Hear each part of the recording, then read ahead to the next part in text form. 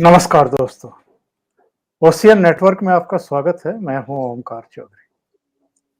करीब 50 साल पहले इंदिरा गांधी ने कांग्रेस में जो पुराने दिग्गज थे, जमे जमाए नेता थे और जो कहीं ना कहीं उनकी लीडरशिप को, उनके संगठन पर वर्चस्व को चुनौती देने की कोशिश कर रहे थे, उनको साइड लाइन लगाया था। और जो इंदिरा गांधी के नेतृत्व वाला संगठन था, उसी को एक तरीके से मेन कांग्रेस प्रतिष्ठापित कर दिया था। लेकिन वो इंदिरा गांधी थी, एक संघर्षशील नेत्री। और जाहिर है कुछ दांव पेंच राजनीति के अपने पिता से सीखे ही होंगे। उस समय उनको गूंगी गुड़िया के नाम से बोल करके चिढ़ाया जाता था, लेकिन बाद में आपने देखा कि 1971 की घटना भी हुई जब बांग्लादेश बना। उसके बाद इमरजेंसी की नौबत भी आई और इमरजेंसी के बाद फिर जब जनता पार्टी की सरकार बनी, उनमें आपस में सिर फुटअव्वल हुए। लेकिन 80 में हमने फिर से इंदिरा गांधी को सत्ता में वापस लौटते हुए भी देखा। तो जो काम इंदिरा गांधी ने किया था 1969 में, क्या उनके पोते और पोती वो करने की क्षमता रखते हैं? इंदिरा गांधी जैसा जूझने का जज्बा है उनके भीतर, या उतना संघर्ष वो कर सकते हैं? अभी तक जो उन्होंने कारनामे किए हैं उससे तो लोगों को निराशा हाथ लगी है। बल्कि हकीकत ये है कि इंदिरा गांधी ने तो बहुत जल्दी कांग्रेस को रिवाइव कर लिया था, लेकिन ये दोनों तो कांग्रेस को और गर्त की तरफ धकेलते हुए दिखाई दे रहे हैं। और ऐसा लगता है कि इनको कोई समझ है ही नहीं राजनीति की। कब कहाँ क्या फैसला करना है, शायद इनको इसका भी शऊर नहीं है। अभी पंजाब में जो हुआ है, जो पार्टी दो फाड़ होने के कगार पर खड़ी है, उसको अभी ये संभाल भी नहीं पा रहे हैं। कैप्टन अमरिंदर सिंह को मनाने का भी कोई प्रयास नहीं हुआ है। उधर अभी राजस्थान में छेड़छाड़ शुरू हो गई है, छत्तीसगढ़ की भी चर्चा शुरू हो गई है और कुछ ऐसे चेहरों को कांग्रेस में लाने की तैयारी हो रही है जिनको लेकर के कोई बहुत अच्छा परसेप्शन कम से कम देश के आम उन नागरिकों का तो बिल्कुल नहीं है जो राष्ट्रवादी सोच के हैं।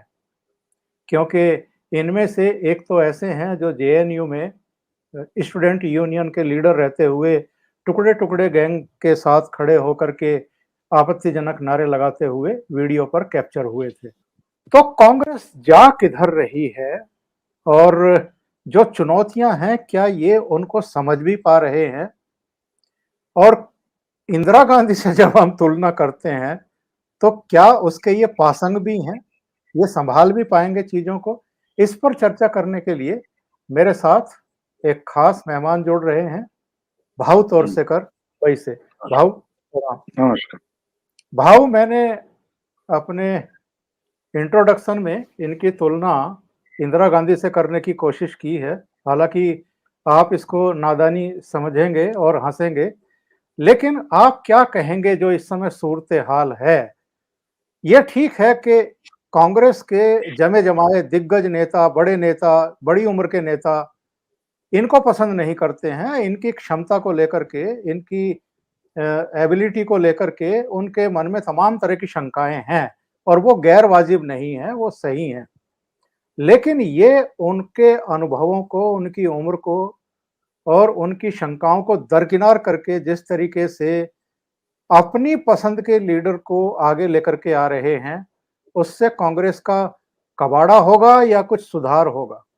नहीं, तुलना गलत इसलिए है कि जब इंदिरा जी ने वो किया, जब मैं तो नया नया जर्नलिस्ट बन रहा था उस वक्त 69 में मैंने पत्रकारिता ज्वाइन की थी। उस समय की वो बात है जब गूंगी गुड़िया वगैरह लोहिया जी ने बोला था, मधुली में तो वो जो राजनीति का दौर था, वो समय था, वो जो परिस्थितियां थी, वो आज नहीं है। क्योंकि उस समय लगातार 4 चुनाव जनरल इलेक्शंस और केंद्र के और स्टेट के लगातार कांग्रेस जीतती आई थी, कोई था नहीं।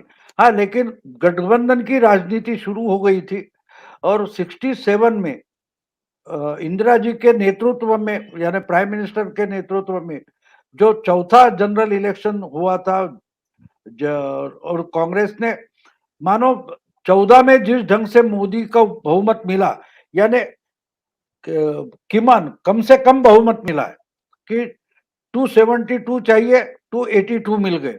तो उस वक्त मेरा ख्याल है 280, 82, 85 ऐसे कुछ जगह कांग्रेस को मिले थे, यानी क्लियर मेजोरिटी था, जिसको आज के जर्नलिस्ट ब्रूटल मेजोरिटी बोलते हैं। जी यानी जी पत्रकारिता भी कितनी बदली है देखो, कि उस समय इंदिरा जी ने सत्ता हासिल की थी, चौथी बार कांग्रेस को सत्ता मिली थी, और बोल गए थे कि इंदिरा जी हार गई है, जिसको आजकल ब्रूटल मेजोरिटी बोलते हैं। तो हम पत्रकारिता की वे अकल कहाँ ठिकाने लाना है वो सोचना पड़ेगा। दूसरी बात, 9 राज्यों में कांग्रेस ने सत्ता गंवाई थी, या तो अपोजिशन गठबंधन जो बने थे उसको सत्ता मिली थी, या तो कांग्रेस से टूटकर कुछ एमएलए विधायक बाहर निकले थे और अपोजिशन के साथ गए थे। और सत्ता 9 राज्यों में, जब तमिलनाडु ये एक राज्य ऐसा था कि जहां डीएमके ने सत्ता हथियाई थी और क्लियर मेजोरिटी में आते आई थी। तो उस वक्त इंदिरा जी को समझ में आया था कि अभी अगर कांग्रेस का रिवाइवल नहीं हुआ तो कांग्रेस खत्म होने वाली है। ये बात 2004 में नहीं थी, 2014 में नहीं थी। कांग्रेस आज की परिस्थिति में बहुत अच्छी हालात में थी 2009 के बाद। तो जैसे कि राहुल गांधी का एंट्री हो गई पॉलिटिक्स में, तो उसके बाद कांग्रेस की अधोगति शुरू हो गई। ये फर्क है जी जी इंदिरा जी जी का समय और राहुल गांधी का समय, इसमें बड़ा बड़ा फर्क है कि आंकड़ों की संख्या में देखें तो इंदिरा जी के समय में अच्छी स्थितियां थी, यानी टूटे भी तो टूटे इतने कि उस टूटने से पार्लियामेंट में पहली बार अपोजिशन लीडर मिल गया, जिसका नाम राम सुभग सिंह था। यानी कांग्रेस से जो लोग टूटे थे, तो मेरा ख्याल है कुछ 60-65 लोग कांग्रेस से टूटे थे। उस वक्त ये डिफेक्शन लॉ वगैरह नहीं था। तो उनमें से राम सुभग सिंह नाम के जो मिनिस्टर थे वो अपोजिशन में आ गए और कांग्रेस ऑर्गेनाइजेशन का नाम दिया गया, जो पहला लोकसभा का अपोजिशन लीडर बना। जी जी तो राहुल गांधी की और इंदिरा जी की स्थितियां अलग है, अलग है। और इंदिरा जी रिवाइवल करना चाहती थी, तो उसमें जो काम के नहीं रहे थे, जो लीडर सीनियर थे, मैं मानता हूं सीनियर थे, लेकिन काम के नहीं रहे थे। अपनी अपनी स्टेट में भी उनकी कोई ताकत नहीं बची थी कांग्रेस की जो। तो कांग्रेस को रिवाइवल करना था, तो जैसे मोदी उभर कर आए उसी ढंग से इंदिरा जी उभर कर आई, और इसलिए उस कारण उन्होंने कुछ गिमिक्स भी की थी। इन्होंने अपोजिशन को साथ, यानी बाकी अपोजिशन इतना खुश था कांग्रेस टूट रही है, तो इंदिरा जी ने दाव खेला था। 14 बैंक्स थे जिनका नेशनलाइजेशन कर दिया। ये जो पुराने राजे रजवाड़े थे उनके तनखे बंद कर दिए। तो बोला देखो समाजवाद तो आ गया, समाजवाद तो दिल्ली की सीमा पर आ गया, जहां आज किसान आंदोलन बैठा है वहां तक समाजवाद आ गया। ऐसे कम्युनिस्टों को लगा, समाजवादियों को लगा, और पूरे के पूरे सेक्युलर जैसे पागल होकर बीजेपी के खिलाफ बोलते हैं, वैसे उस वक्त ये सब लोग इंदिरा जी के समर्थन में खड़े हो गए, और इंदिरा जी ने उसकी ट्रायल ली थी। जी जी तभी तब जो संजीव रेड्डी को कांग्रेस का कैंडिडेट बनाया गया राष्ट्रपति पद के लिए, राष्ट्रपति के लिए। जी तो इंदिरा जी ने, वर्किंग कमेटी ने उनका नाम तय हो गया। इंदिरा जी ने उनके नाम का जो अर्जी दाखिल हुआ उस पर भी सिग्नेचर की थी, लेकिन व्हिप निकालने को नकार दिया। और उस वक्त जो वाइस प्रेसिडेंट है वीवी गिरी, वराहगिरी वेंकट गिरी, उनको इंदिरा जी ने बोला तुम रिजाइन करो और तुम चुनाव में उतर जाओ। तो वो वैसे तो इंडिपेंडेंट थे, लेकिन इंदिरा जी के कैंडिडेट थे और कांग्रेस ने दो फाड़ हो गए। इसके लिए सोशलिस्ट कम्युनिस्ट इतने खुश थे कि उन्होंने अपनी पूरी ताकत इंदिरा के पीछे झोंक दी और गिरी जीत गए, संजीव रेड्डी हार गए, संजीव रेड्डी हार गए। और उस वक्त भी जो दूसरा अपोजिशन था यानी स्वतंत्र पार्टी थी वगैरह वगैरह, उनका अलग कैंडिडेट था तीसरा। तो बात ये थी कि इंदिरा जी को रिवाइव करना था कांग्रेस, और राहुल गांधी को कांग्रेस डुबानी है। फर्क हमको समझना चाहिए। इंदिरा जी रिवाइव करना चाहती थी, तो इसके लिए उनको मालूम था कि अगला चुनाव होने तक कांग्रेस में दो फाड़ हो जाते तो हमको किसी का सपोर्ट चाहिए। तो उन्होंने वो बैंकों का नेशनलाइजेशन किया, ये प्रीवी पर्सेस खत्म कर दिए।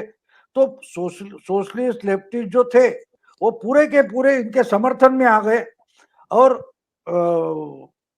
बाद में 1-1.5 साल निकल गया तो इंदिरा जी ने अचानक पार्लियामेंट लोकसभा बर्खास्त की थी और मिड टर्म पोल लाए गए।